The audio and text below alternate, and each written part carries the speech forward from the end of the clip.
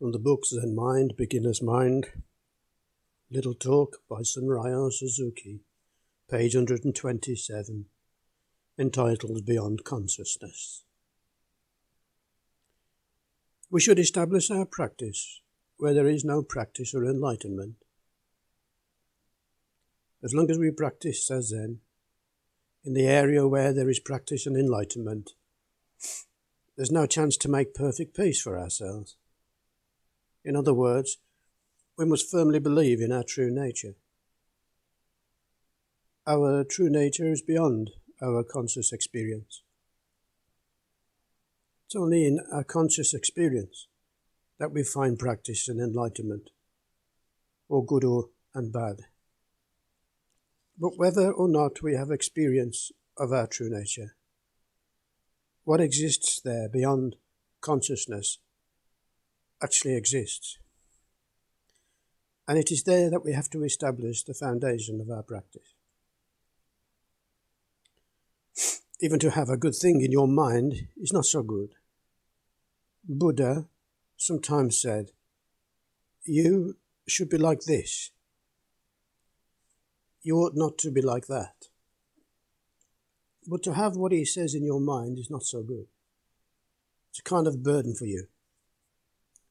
You may not actually feel so good. In fact, to harbour some ill may be even better than to have some idea in your mind of what is good or bad, or of what you ought to be doing, or ought to do. To have some mischievous idea in your mind is sometimes very agreeable. That's true. Actually, good and bad is not the point. Whether or not you make yourself peaceful is the point. And whether you not, you stick to it. When you have something in your consciousness, you don't have perfect composure. The best way towards perfect composure is to forget everything. Then your mind is calm, and it is wide, clear enough to see, feel things as they are without any effort. Best way to find perfect composure is not to retain any idea of things, whatever they may be. To forget all about them. Not to leave any trace or shadow of thinking. But if you try to stop your mind or to go beyond your conscious activity, that will only be another burden for you. I have to stop my mind in my practice, but I cannot. My practice is not so good. This kind of idea is also the wrong way of practice. Do not try to stop your mind, but leave everything as it is. Then things will not stay in your mind so long. Things will come as they come, and they will go as they go. Eventually, your clear, empty mind will last fairly long. So, to have a firm conviction in the original emptiness of your mind is the most important thing in your practice. In Buddhist scriptures, we sometimes use vast analogies in an attempt to describe empty mind. Sometimes we use astronomically great number. So great it is beyond counting. This means to give up calculating. If it is so great that you cannot count it, then you will lose interest and eventually give up. This kind of description may also give rise to a kind of interest in the innumerable number which will help you to stop the thinking of your small mind. But it is when you sit in Zen that you will have the most pure, genuine experience of the empty state of mind. Actually, emptiness of mind is not even a state of mind, but the original essence of mind, which Buddha and the sixth patriarch experienced. essence of mind, original mind, original face, Buddha nature, emptiness. All these words mean the absolute calmness of our mind. You know how to rest physically. You do not know how to rest mentally. Even though you lie in your bed, your mind is very, very busy. Even if you sleep, your mind is very, very busy, dreaming, and your mind is always in intense activity. This is not so good. We should know how to give up our thinking mind, our busy mind, in order to go beyond our thinking faculty. It is necessary to have a firm conviction in the emptiness of your mind. Believing firmly in the perfect rest of our mind, we should resume our pure original state. Dogen Sensei said, you should establish your practice in your delusion. Even though you think you are in a delusion, your pure mind is there. To realize pure mind in your delusion is practice. If you have pure mind, sensual mind in your delusion, the delusion will vanish. It cannot stay when you say, this is delusion. It will be very much ashamed. It will run away. So you should establish your practice in your delusion. To have delusion is practice.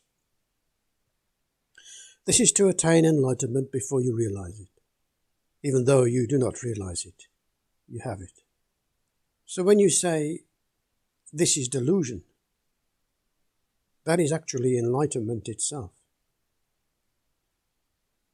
If you try to expel the delusion, it'll only persist the more, and your mind will become busier and busier trying to cope with it. That is not so good. Just say, oh, this is just delusion, and do not be bothered by it. When you just observe the delusion, you have your true mind, your calm, peaceful mind. When you start to cope with it, you will be involved in delusion. So whether or not you attain enlightenment, just to sit in Zazen is enough. When you try to attain enlightenment, then you have a big burden on your mind, and your mind will not be clear enough to see things as they are. If you truly see things as they are, then you will see things as they should be. On the one hand, we should attain enlightenment. That is how things should be. But on the other hand, as long as we are physical beings, in reality it is pretty hard to attain enlightenment. That is how things actually are in this moment.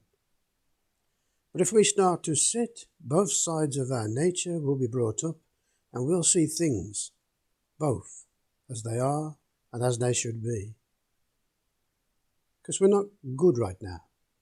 We want to be better. But when we attain the transcendental mind, we go beyond things as they are, and they should be.